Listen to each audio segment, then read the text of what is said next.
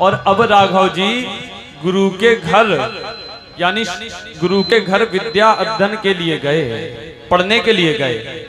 ध्यान रखिएगा, ये नियम कहता है, ये कथा कहती है कि गुरु के घर पढ़ने जाना चाहिए। ये नियम कहता है, कथा कहती है। और भगवान राम गुरु जी के घर पढ़ने गए हैं। अगर राजा दशरथ जी महाराज चाहते तो भगवान राम की 15 ट्यूशनें लगवा लेते घरे, 15 ट्यूशन घरे लगवा लेते और मास्टर साहब लोग पढ़ावे आते राम जी को। लेकिन नहीं, भगवान मर्यादा के पालन है, मर्यादा के पुल है भगवान। भगवान ने यह संदेश दिया है कि गुरु ग्रह पढ़न गए रघुराई। भगवान पढ़ने गए हैं। दशरथ जी महाराज ने भगवान को ट्यूशन नहीं लगवाई, क्योंकि गुरु ग्रह जाने से अल्पकाल में, कम समय में अधिक विद्या आती है। और अगर गुरु को अपने घरे बुलाओ पढ़ावे तो 8 में 8 साल फेल, 9 में 9 साल फेल। इंटर तो जीवन में नहीं होने, कहां से हो जाए इंटर, हो ही नहीं सका। रामायण में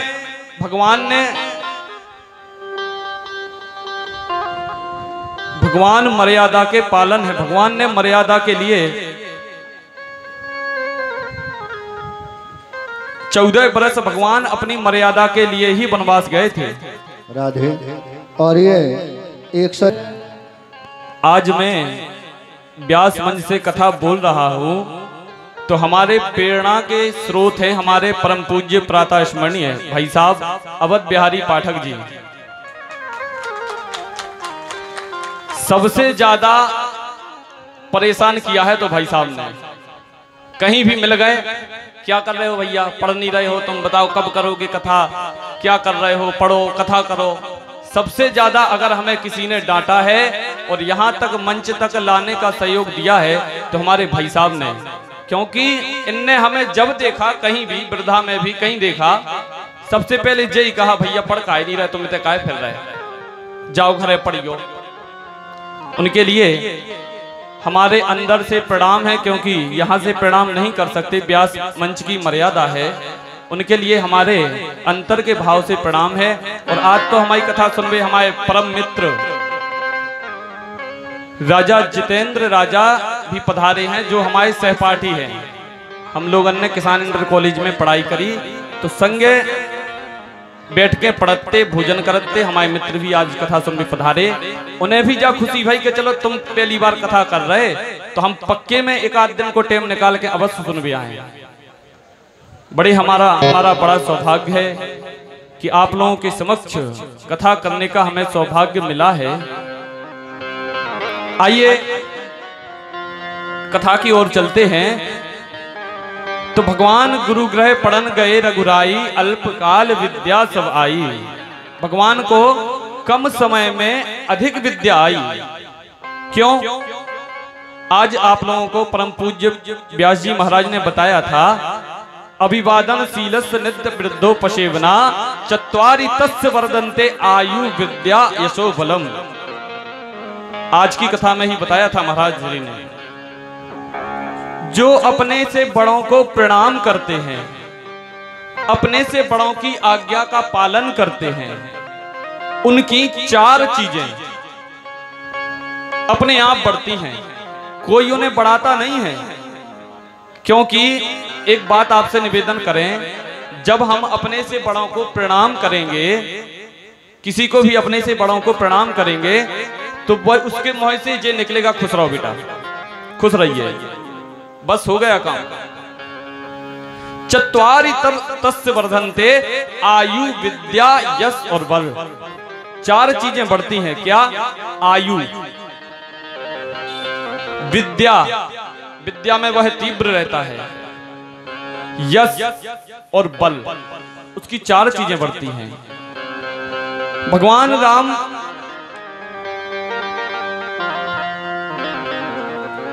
सबके लिए प्रणाम करते हैं। एक बात आपसे निवेदन करूं, अगर हम सभी भक्तगण ये सोचें कि हम भजन करेंगे और राघवेंद्र सरकार धनुष बाण टांगे हमें दर्शन देने आएंगे, तो एक जन्म नहीं 15 जन्म की तो हम लें गारंटी। 15 जन्म तुम भजन करत रहियो, भगवान नहीं आए दर्शन देवे। काहे नहीं आए? क्योंकि इस पृथ्वी पर, इस संसार में चलते फिरते उठते बैठते खाते पीते नाचते हंसते अगर कोई भगवान है तो वह हमारे माता पिता ही भगवान है।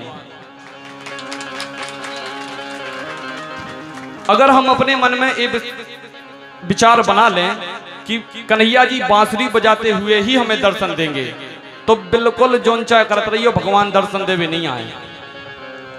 माता पिता से बढ़कर इस संसार में कोई नहीं है, क्योंकि माता पिता का हमारे जीवन में बहुत महत्व है। उनने हमें जीवन दिया है। अगर रामायण की एक चौपाई हमारे जीवन में आ गई तो हमारा जीवन पूर्ण रूप से सफल होता है। एक चौपाई। वैसे आपसे निवेदन करूं, रामायण हर गांव में लगभग होते, साल में 6 महीना में। अबे हमारे वृद्धा में भी भाई बहुत सुंदर रामायण हुई। लेकिन आपसे एक निवेदन करूं कि रामायण की एक ही चौपाई में मनुष्य का उद्धार हो जाएगा, एक चौपाई में। लेकिन रामायण अपन ने बचवाई 72 घंटा 48 घंटा 108 घंटा रामायण बिठार दे, पाठ करवाओ और 3 किलो कम से कम गांजो पी लो। रामायण डटी चल रही और गांजो 3 किलो धुआं में उड़ा दो। जी नहीं, रामायण की एक चौपाई में हमारे मनुष्य का जीवन पूर्ण रूप से सफल होता है। यह बात मैं अपने मन से नहीं कह रहा हूं। महामंत्र जोई जपत महेशु और काशी मुकुट हेतु उपदेशु। भोले बाबा भी रामायण की चौपाई को चौपाई नहीं महामंत्र कहते हैं। भोले बाबा भी महामंत्र का जाप करते हैं। रामायण हल्की नहीं है, लेकिन जो जाने जो करे उसको मिलता है। एक बात आपसे निवेदन करूं, यहाँ इतने कितने नई उम्र के बच्चा हैं जो अपने मम्मी पापा को सवेरे से प्रणाम करत। उठाओ हाथ। बहुत कम संख्या में है स्थिति। अब गलत बात है। माता पिता को प्रणाम करने से हमारी बेइज्जती नहीं होती है। अब आदमी जाकर के हमारे तो मम्मी पापा वैसा ही नहीं है, सुनो ही हम प्रणाम करत। गलत बात।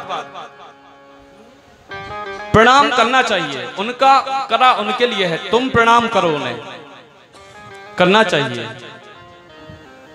आजकल मनुष्य के जीवन में बड़ी दुष्प्रवृत्ति फैलती जा रही है, लेकिन भगवान राम हमें क्या शिक्षा देते हैं? अगर राम कुछ नहीं करो तो रामायण की चौपाई, रामायण पढ़ना शुरू कर दो, सारी व्यवस्था अपने आप बन जाएगी। कुछ मत करो, लेकिन ये संकल्प ले लो कि हम प्रातः नहाकर स्नान ध्यान कर 2 चौपाई, 1 दोहा, 5 दोहा, 11 दोहा रामायण का पाठ करेंगे। हम जानी के रहा सवेरे से उठो तो 6 घंटा तक पाठ करने, बिल्कुल नहीं। क्या कि अपन गृहस्थ जीवन में है, अपन को सब काम करने, काम देखने। 2 चौपाई बन जाए, 4 चौपाई बन जाए, 1 दोहा बन जाए, 5 दोहा बन जाए, नित्य प्रतिदिन अगर रामायण का पाठ करेंगे तो हमारे जीवन में एक ना एक दिन हरियाली जरूर आएगी। लेकिन जो करता है उसको मिलता है, जो नहीं करता है उनका। राधे। और ये 51 रुपया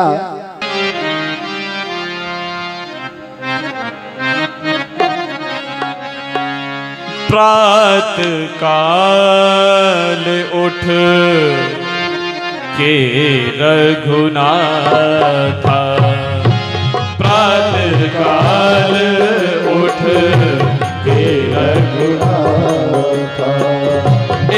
मात पिता गुरु ना वही माता।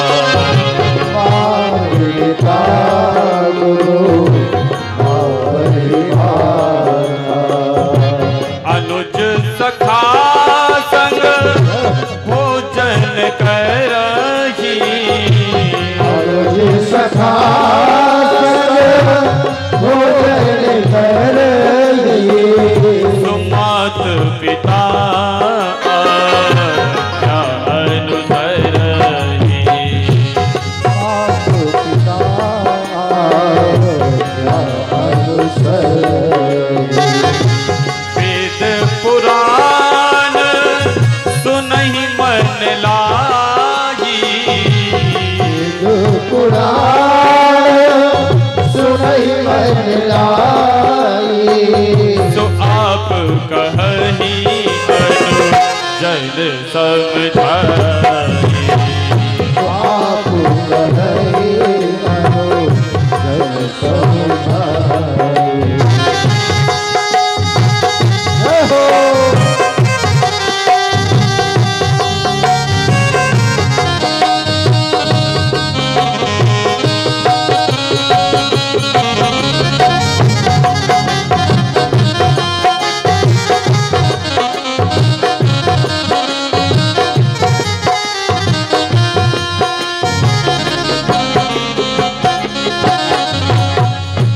आयस मांग करहि पुर काजा। आयुष करहि पुर काजा।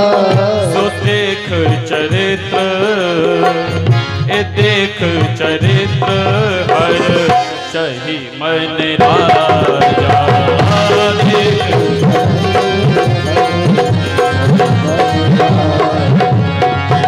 देख चरित्र हर सही मन राजा।